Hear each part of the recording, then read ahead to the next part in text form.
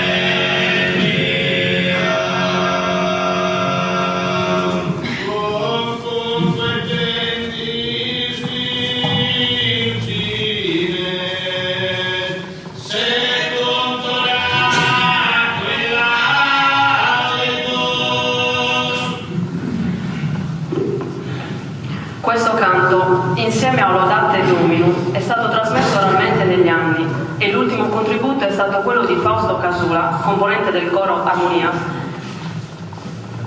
per coro su concerto.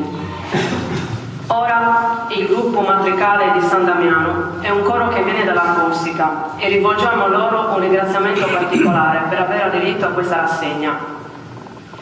È la prima volta che un gruppo non sardo partecipa a questa manifestazione.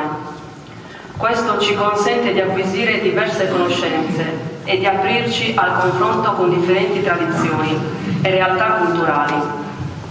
Avremo così modo di apprezzare le diverse interpretazioni e le diverse armonizzazioni dei canti. Gruppo matricale San Damiano, Lodeus Sepulcro.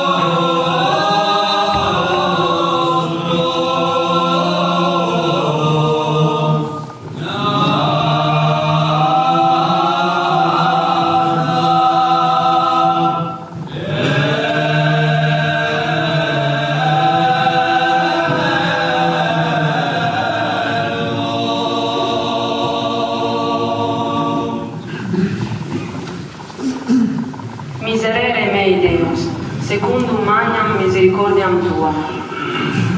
Un canto significativo, presente nei riti della settimana santa in tutto il mondo cristiano. La preghiera del re Davide che si riconosce peccatore e chiede perdono a Dio, certo di essere da lui accolto e perdonato. Su concerto Bonarcadesu, coro Armonias di Abbasanta e il coro di Aglietu ci presentano alcuni versetti del Miserere, Salmo 51. Lo stesso testo, ma eseguito con tonalità e sfumature diverse. Su concerto Bonarcadesu, Miserere.